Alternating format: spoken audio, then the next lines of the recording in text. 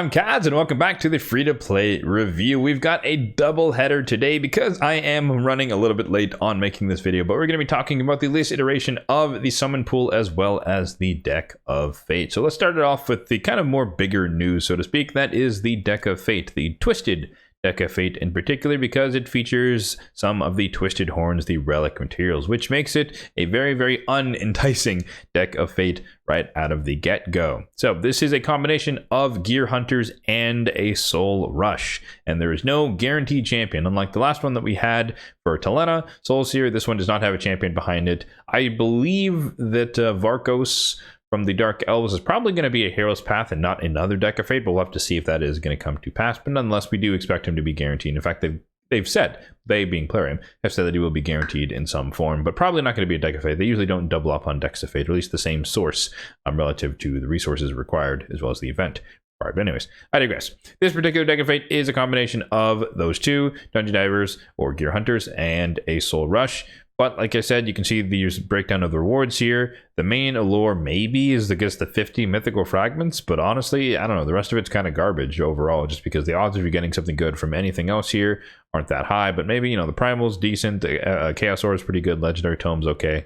But yeah, underwhelming right out of the gate. For anyone who's unfamiliar with Decks of Fate, there are 40 cards in the deck, and the breakdown of the cards are as follows: 12 epic, 13 rare, and 15 common. And the primary gimmick of Decks of Fate are that if you get 3 of a kind of the same rarity, then you could roll on these respective tables. And notably, they've added the relic fragments for the Twisted Horns into each of the tables relative to their respective rarities. Now, once again, pointing out the fact that there are 12 epic cards, and pointing out the fact that there is a pinned rarity system, meaning that you can preserve a streak of rare and or epic. Ideally, you override rare with epic as well as uncommon and whatnot. So if you were to flip every card in the deck, that means that you are guaranteed to get 4 rolls on the epic triple table here. So you could get more than 50 relic fragments, mythicals specifically. If you flip the entire deck, you have 4 chances to roll on the mythical fragments, or you could just get something else, which is, again, not really the end of the world. Primal Shard's nice, Mythical Tome is nice, 500 gems is a ton. The Feast is kind of useless, but 6-star Mythical Chaos Aura, those are hard to come by. But again, I think most people, if you're going to be doing this at all, you're going to be going for the mythical relic fragments. Then we scroll down to the bottom, we can confirm that yes, this is indeed a Gear Hunters combined with a Soul Rush.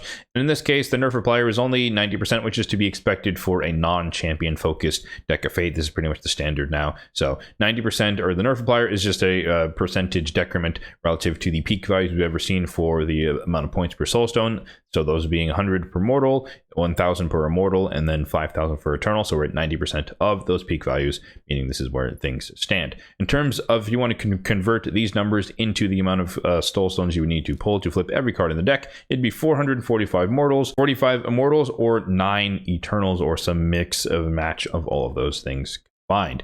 But again, the main appeal of this is relic fragments, and so this is definitely kind of whale territory.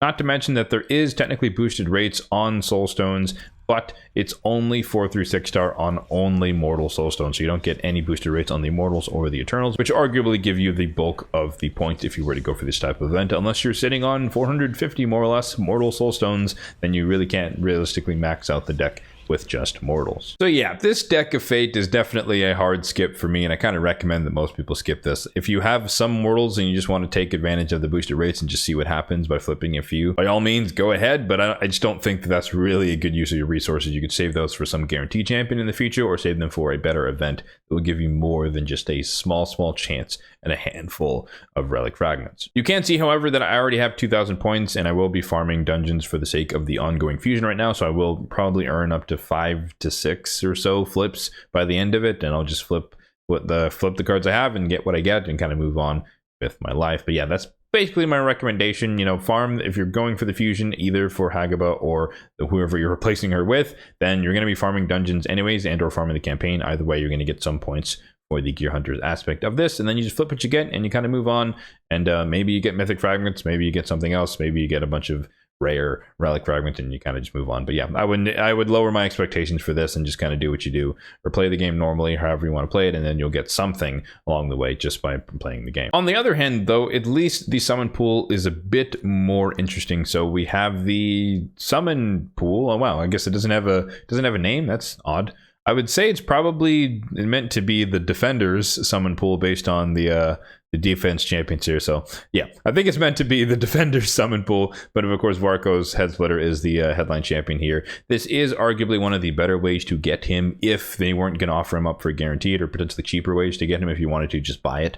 But obviously most people aren't going to do that, and this is of course the free to play review, so we're not really going to focus on that aspect of it. There is a air quotes free summon that you can get, but honestly I think he's a pretty solid champion. I do want him on my account. I do think he's kind of interesting just because I'm a huge fan, for anyone that knows me, of block revive champion, so I'm intrigued to kind of mess around with him and have a defense based option that can kind of maybe take people by surprise and counterattack and start killing people. That'd be kind of cool.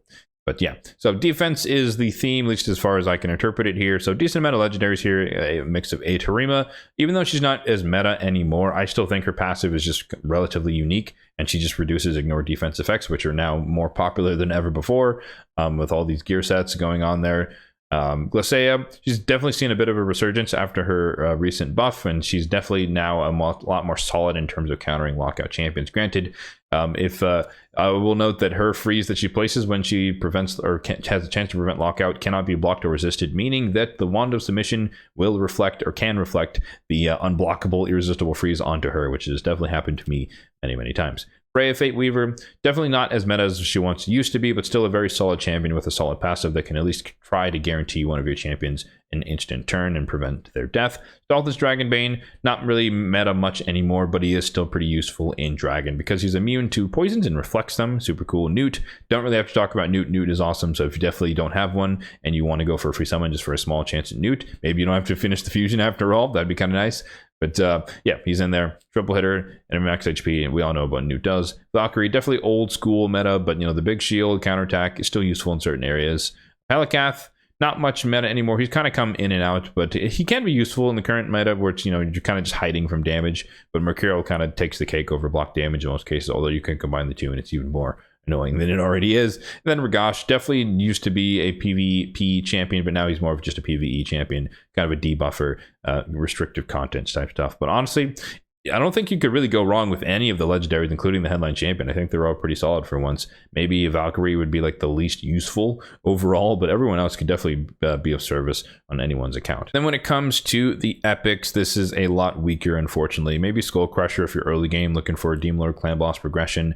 Dock the Pierce is super good, 3-turn cooldown debuffer, kind of the Magic Affinity Stag Knight.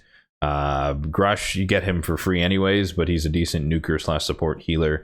Morag is pretty solid as well, definitely like a Cursed City faction war specialist with the mini ally attack that brings in 2 allies here, great for Fire Knight variations. But yeah, other than that, there's not really that much amazing champions here. They're all kind of meh after those kind of top 5. Moving on to the free source, the tournament has gone live today, and it is an event dungeon tournament, which is kind of somewhat nice, at least in the timing, at least relative to the fusion. So I'm going to do my best to try and go out there. You can see I'm already at 900 points. I spent some energy in the event dungeon yesterday because I finished Dragon early, and if we pop back out here, you can see, yeah, Dragon's still going on for the next day, but I already finished it just because I had a bit of a head start because I finished champion training earlier, but I digress. So I'm going to try and throw all my energy into this. Obviously, I want to farm the event dungeon regardless, just because pinpoint is hard to come by. So I want to try and get as much as possible within reason, but also I would like a free shot to get Varkos early because, again, assuming he's going to be in some hero's path, if I get him now just by sheer luck,